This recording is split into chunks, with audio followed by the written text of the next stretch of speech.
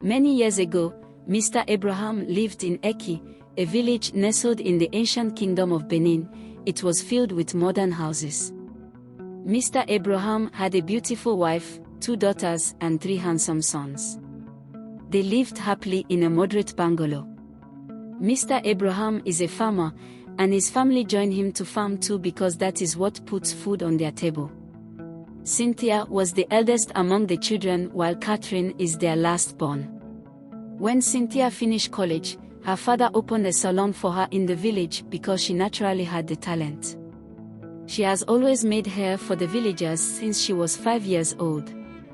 When the 3 male children finished college too, their father made sure they learned trade and sent them to Lagos to learn more from his brother, who later settled them to start their businesses after 3 years. Meanwhile, Cynthia was doing well in her salon. Cathrine, on the other hand, was still in college.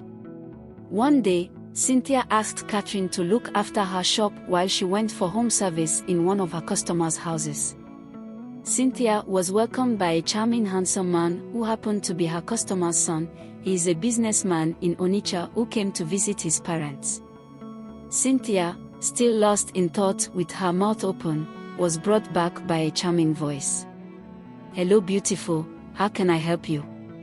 That was what the handsome man said, and Cynthia was lighted up with a shy smile. She was dumbfounded but got herself together and introduced herself. The handsome man introduced himself as Frederick and allowed her in. While making his mother's hair, he couldn't take his eyes off her. When Cynthia was done, they bade goodbye and she went back to her shop happily. All this while, Frederick's mother was watching him. She noticed her son's happiness since Cynthia's arrival. So, she approached him, revealing more details about Cynthia to him. Frederick had to extend his stay so he could know more about the beautiful lady. In his words, "I have found a wife." He started visiting Cynthia's shop. They spent time together and the feeling was mutual. He told Cynthia about his intention. After 3 weeks, Cynthia was in love with him already, so she took him to her parents, who agreed to their courtship. Frederick went back to Onitsha while his family was helping him run the introduction and marriage preparation. After 2 months he came back and got married to Cynthia. Cathrine was really helpful in running the necessary errands, and in the end the 2 families were happy. When it was time to move to Onitsha, Cynthia had to sell her shop to one of her apprentices because her husband insisted they run his business together. He needed a trusted person around his business. Before they went to Onitsha, Cynthia told her parents that after Cathrine's college she would love to take her to Onitsha so she could learn from her husband and start her life, and the parents agreed to her request. When Cynthia went back to Onitsha with her husband, she joined him in handling his business. She was in charge of money. She sits down to do the financial transactions while her husband's workers do the main work. After Cathrine's final examination, Cynthia visited home so she can take her younger sister to Onitsha. Onitsha is a bustling city known for its markets and nightlife, so Cathrine was excited at the prospect of seeing a new place, but she was also a little drawn back. She had heard stories about the dangers of the city, and she was worried about leaving her parents behind. Despite her concerns, Cathrine agreed to go with her sister. They packed her clothes and set off on their journey. The trip was a bit long because of the traffic, but they eventually arrived in Onitsha as early as possible. Cathrine was immediately drawn to the active atmosphere of the city. She was fascinated by the busy markets, the colorful clothes, and the exotic foods. But as they walked through the streets to get a bus to take them home, Cynthia's eyes were drawn to something else. She saw a jewelry store filled with glittering diamonds and gold. Cynthia knew that her husband, Frederick, had promised to give her money to buy a diamond necklace and earrings for herself. She decided to take money from her husband's business money to buy herself the jewelry from this jewelry store. Her plan was to hide it from her husband, so that when Frederick gives her money, she will retain it and show him this particular one. Cathrine was just looking, not knowing what was happening in her sister's head. When they got home, Cynthia showed Cathrine her room, helped her settle in and asked her to take a shower. While bathing, Cynthia hid the diamond necklace and earrings in her younger sister's room. That evening they had dinner together while Cathrine kept appreciating her sister and husband for taking her in. The next morning, they all prepared and went to the shop. Frederick introduced Cathrine to all his workers and they happily welcomed her. Cathrine was a diligent and fast learner. Frederick, now her boss, was into building material business. Despite Cathrine being a woman, she delivered perfectly in all her learning process. After 2 months, Frederick gave Cynthia the money to get herself a diamond necklace and earrings. Cynthia was shocked with the huge amount her husband gave her. It was 3 times the amount she used in buying it from the jewelry shop. Being greedy, she planned to give excuses so that he can give her extra money to buy another set of jewelry. Meanwhile, she steals money from her husband even when he placed her on weekly salary, provided everything for her and in the home. In the evening when they returned from the shop, she told her husband she had gotten the jewelry and happily opened her bag to show it her husband. But her smile became a frown. When her husband asked her what happened, Cynthia told him that she can't find her diamond necklace and earrings. They started searching for it, even went to the car, but couldn't find it. Cynthia started crying. Her husband tried to console her. He even went ahead to tell her that he would give her money tomorrow to buy another one. While he was still talking, Cathrine, who had no clue of what was happening, came to the living room calling her sister. When Cynthia and her husband looked towards Cathrine, she told them sorry for the interruption and brought out the jewelry she saw in her room. She wanted to remind her sister that it was exactly the one they bought when she arrived in Onitsha. But her sister chipped in, knowing that her secret is about to be uncovered. She shouted at Cathrine, "Why did you steal my jewelry? I thought you had stopped doing all this." She turned to her husband pleading for her sister's behavior, explaining to him that she usually steals things and after some minutes she returns them to the owner. She explained that this attitude has brought big shame to the family and she thought that Cathrine has stopped stealing. The husband faced Cathrine and all he could say was, "What do you want to do with a diamond? Whatever you need, just tell me, I will give it to you." After saying that, he walked away while Cynthia followed suit. Cathrine was shocked and confused about what happened, but she shook it off and went back to her room. Cynthia and Cathrine kept living like nothing happened.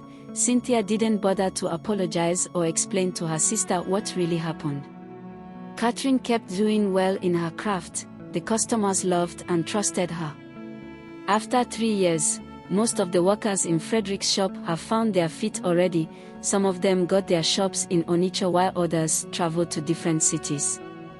This made Cathrine the senior among all the workers. She has known a lot of things, from buying, selling, retaining customers to growing the business. One evening, Frederick told Cathrine and his wife that he will be traveling and once he returns he will settle Cathrine for a job well done so she can start her life and business. Cathrine was so happy. She appreciated them and went to her room with joy. The next day, Frederick traveled to rescue his goods that were seized by custom. So, Cynthia and Cathrine went to the shop alone. When they got to the shop, the customer rush was so much that Cynthia had to join her husband's workers to attend to the customers. But something happened. One of their wealthy customers asked to use the restroom. Cynthia insisted she show her the restroom. The woman dropped her bag on the table. Immediately she left. Cynthia opened her bag. She wanted to take some dollars because she saw them when the woman was making payments for the goods she bought. Cynthia dropped the dollars because a golden wristwatch caught her attention. Cynthia picked it up and kept it in her husband's money drawer and continued attending to customers. When the woman was done, she appreciated everyone and left the shop. Meanwhile, Frederick received a call that his goods were already released, so he had to come back. After the day's activities, Cynthia explained how busy the day was. The husband was glad and asked them to take a break tomorrow while he handled the shop. The next morning, Frederick prepared and went to the shop. The workers were glad to see him. While going on with the day's activities, the wealthy woman from yesterday came back with 3 policemen. They went straight to the money drawer and opened it. The workers were trying to stop them. Even Frederick was surprised on their audacity to walk straight to his money drawer. One of the policemen put his hand in the drawer and brought out the golden wristwatch. When the woman got home yesterday, she couldn't find her wristwatch. She searched her home but found nothing. So she decided to track her wristwatch, and that is how they tracked it to the drawer. Frederick was shocked and confused. Before he could ask the workers what happened, the woman should arrest him. The police arrested Frederick and took him to jail. When the workers called Cynthia and explained everything to her, Cynthia was terrified. She knew that she had to do something to help her husband. She decided to confess to the crime, but she was afraid of the consequences.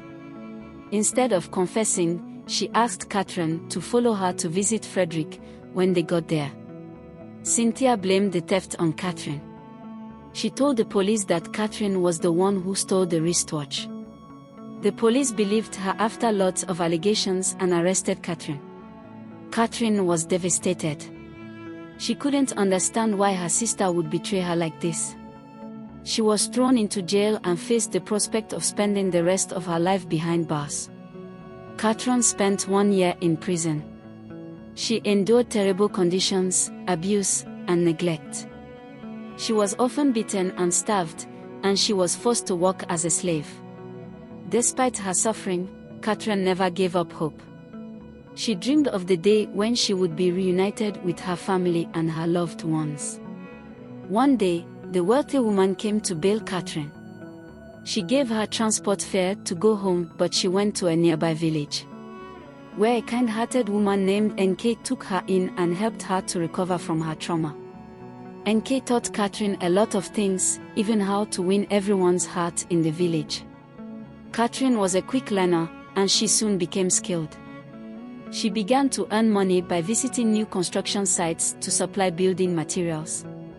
She would talk with the engineers, and when they agreed to her terms, she traveled to Asaba to get the necessary materials in wholesale prices and deliver it to them in retail price. Catherine continued this way for 1 year. She made good money because different construction was going on. The village was developing into a city. Catherine felt ready to start her life. She had saved enough money to start her business, buy a small piece of land and build a house. But she decided to first visit her home in Eki village. When she arrived home, she was greeted with mixed reactions. Some of her family and friends were overjoyed to see her, while others were suspicious and distrustful. She met Cynthia, her elder sister, in the village. Cynthia was terrified and tried to avoid her. But Catherine was determined to confront her sister. She confronted Cynthia and accused her of framing her for the theft. Cynthia denied everything, but Catherine refused to believe her. "Well, I have forgiven you, but I will never trust you again," that was what Catherine said, and went inside. During dinner, Catherine's father asked, "Have you seen what your sister's behavior did to her?" Catherine was surprised and asked what happened. The father thought Cynthia was explaining things to Catherine when they were talking earlier, but he never knew Cynthia didn't apologize to her younger sister. He went on to explain that Cynthia's husband caught her stealing. At first she said it was a mistake, but he secretly watched her and found that she steals his money every day. Realizing that Catherine, her younger sister, is also a thief, he felt that it runs in the family. He chased Cynthia out and came home to take his bride price. When Frederick was asked what happened, he explained everything, including the part where Cynthia told him that Catherine steals in the village, disgracing their family. Her father was surprised and clearly told him Catherine has never stolen.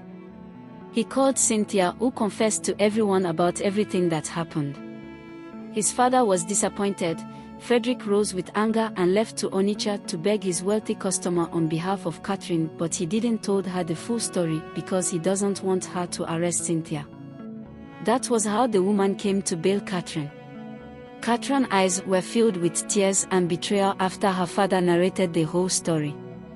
That evening Cynthia packed her bag and left home even before the family dinner. She had a lot of savings to sustain her, but she lived with the guilt of her betrayal for many years. She was haunted by the memory of Catherine's suffering. Cynthia tried to forget about the past, but the guilt was always there, looking at her. She longed to apologize to Cathrine, but she was too afraid to face her. She knew that Cathrine would never forgive her, and she couldn't bear the thought of being rejected. But, one day, Cynthia saw Cathrine on television. Cathrine was being interviewed about her work as a lady who runs a construction and building material business which was supposed to be for men. Yes, Cathrine has grown so well, she left home to start her life in Lagos after that last dinner. Cynthia was inspired by Cathrine's success and her resilience. She wondered how her sister was able to get the money to start up her business because her husband didn't have the opportunity to settle Cathrine. So, Cynthia decided that she had to make amends. She asked her parents for her younger sister's phone number. She called Cathrine, confessing to her crime and begging for forgiveness. Cathrine was surprised and touched by her words. She knew that it must have taken a lot of courage for her sister to admit her guilt. Cynthia lived in Lagos too and asked for them to meet. Cathrine agreed to meet with her elder sister. The meeting was emotional, but it was also healing. Cynthia apologized for her betrayal, and Cathrine forgave her. They began to rebuild their relationship. They spent time together, talking and laughing. They realized that they had both grown and changed over the years. After a few months, Cathrine got married and also used her marriage ceremony as an opportunity to reunite with her family. She invited her 3 brothers and Frederick, her sister's former husband. It was a joyous occasion, filled with laughter, love, and forgiveness. Frederick reconciled with Cynthia and brought a check for Cathrine in appreciation for serving him for 3 years in his shop. Cathrine, however, rejected the money, not in anger but in love, because she doesn't need the money anymore. After the marriage ceremony and reconciliation, the family lived happily ever after. Do you think Cynthia should have apologized immediately instead of taking years? Well, kudos to Cathrine, because it's not easy to forgive without apology. Forgiveness is a being everyone should become. Like and subscribe for more interesting and educating stories like this. Thank you.